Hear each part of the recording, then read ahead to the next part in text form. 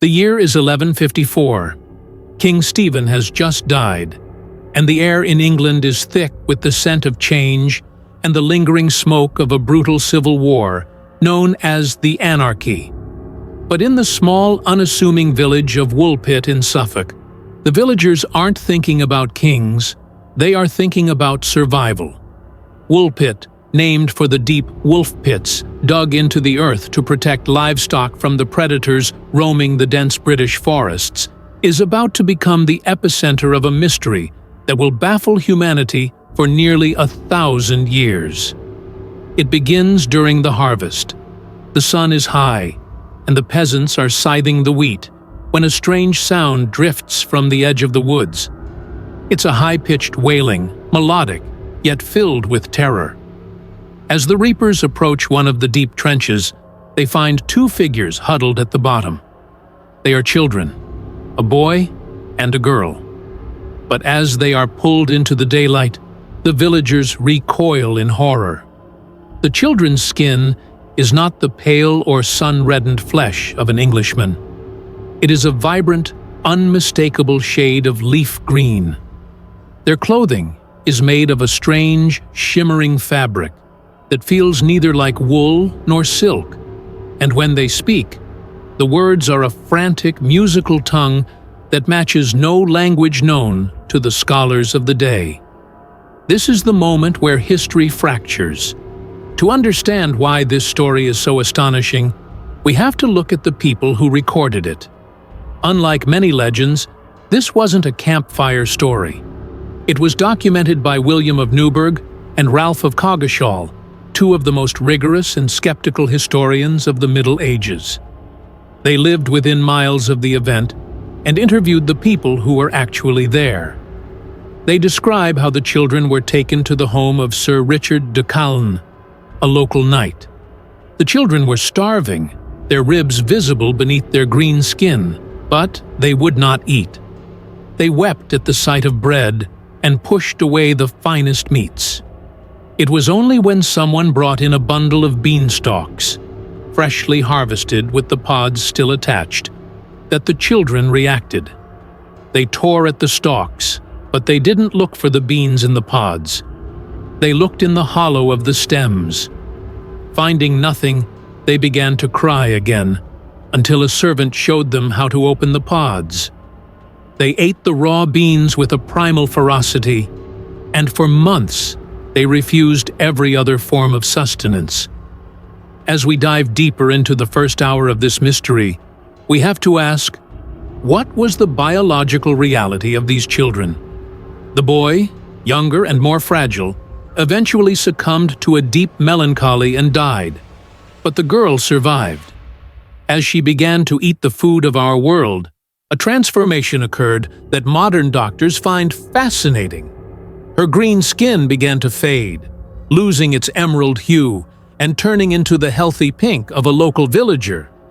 This leads us to the green sickness theory, a medical condition known as chlorosis. In the Middle Ages, extreme iron deficiency could actually cause the skin to take on a greenish tint. Were these children simply orphans of the war, hiding in the woods and living on nothing but leaves and bark until their blood literally changed color? But if they were local orphans, why did they speak a language that no one in Suffolk, a crossroads of trade, could recognize? And why did the girl, once she learned English, tell a story that defied every law of geography? She told the knight that they came from St. Martin's Land. She described a place of eternal twilight where the sun never shone, but a bright country could be seen across a great river. She claimed they were herding their father's sheep when they heard the sound of bells. Following the sound into a cavern, they wandered through the dark until they emerged into the blinding glare of Woolpit.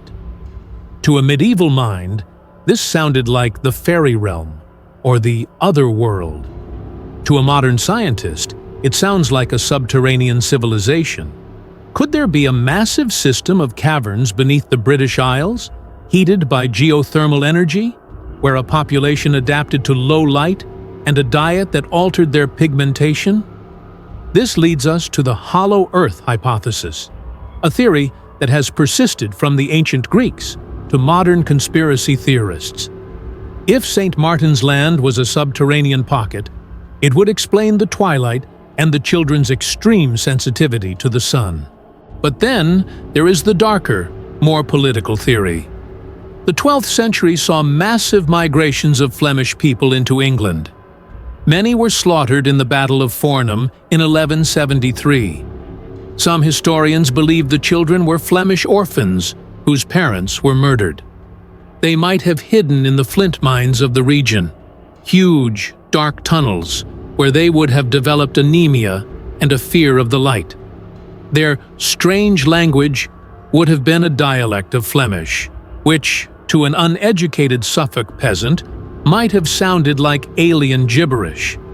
However, this doesn't explain the girl's insistence on the land of twilight. If she was old enough to herd sheep and learn English, surely she would remember a world with a sun. As we reach the conclusion of this investigation, we look at the legacy of the Green Girl.